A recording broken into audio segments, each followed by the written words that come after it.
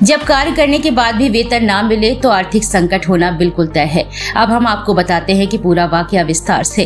खनियादाना तहसील के अंतर्गत संकुल मोहारी के दर्जनों निराश अतिथि शिक्षकों ने अपने सत्र 2023-24 का लंबित वेतन दिलवाने की मांग को लेकर अनुविभागीय अधिकारी राजस्व बिछोर को एक ज्ञापन सौंपा, जिसमें शिक्षकों का कहना था कि कई माह तक अपना कार्य करने के बावजूद भी उनको अब तक वेतन नहीं मिला है, जिससे उनके सामने उन्हें आर्थिक संकट का सामना करना पड़ रहा है।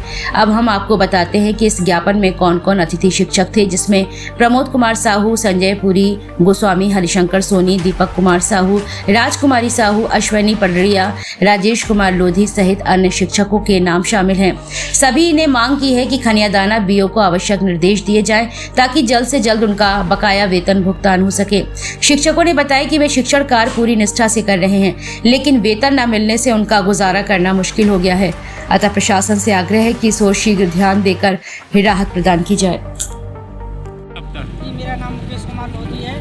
आज जो आप लोगों ने ज्ञापन दिया है एसडीएम महोदय को, क्या है पूरा मामला? सर, ये पूरा मामला ये है कि जो हमारा सत्र 23 और 24 का वेतन है जो रुका हुआ है, अभी तक नहीं आया है और हम लोग बहुत परेशान हो रहे हैं। मैं बीमारी से ग्रस्त हो चुका हूँ। डॉक्टर ने मुझे आराम करने के लिए कहा है, लेकिन मजबूरी है मेरी कि मैं आराम नहीं कर पा रहा हूँ, क्योंकि पैसों की तंगी की वजह से मुझे आना पड़ रहा है, आवेदन देने के लिए आना पड़ा। लेकिन अब क्या करें सर, अपने घर का भी भरण पोषण नहीं कर पा रहे। क्या आश्वासन दिया है एसडीएम महोदय ने? एसडीएम महोदय ने आश्वासन दिया है कि ठीक है, हम आपकी उचित कार्रवाई करेंगे और डीओ तक इसको भिजवाएंगे, और यदि डीओ साहब कोई दूसरा आता है तो वहाँ भी देखेंगे।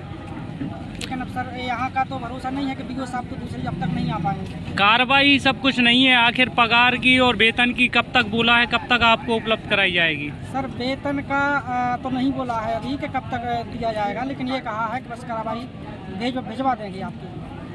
आपका? मेरा नाम अश्विनी पडरिया है, मैं अतिथि शिक्षक हूँ और हम अभी तहसीलदार साहब और एसडीएम साहब के पास ज्ञापन देने आए हैं। हम लोगों का 2023 और 24 का वेतन अभी तक प्राप्त नहीं हुआ है। कितने माह का वेतन नहीं मिला? सबका 8 का है, किसी का 13 महीने का है, किसी का 5 महीने का है, और 23-24 का अभी भी रुका हुआ है। मतलब हम लोगों को भरण पोषण के लिए भी बहुत दिक्कत आ रही है। सत्र समाप्त हो गया है और बीओ साहब सस्पेंड है, शायद अभी वो कोई कार्रवाई नहीं कर रहे हैं। तो हम एसडीएम साहब के पास आए हैं कि आगे की कार्रवाई की जाए, हम लोगों को अपना वेतन मिले, क्योंकि सत्र तो खत्म हो गया है।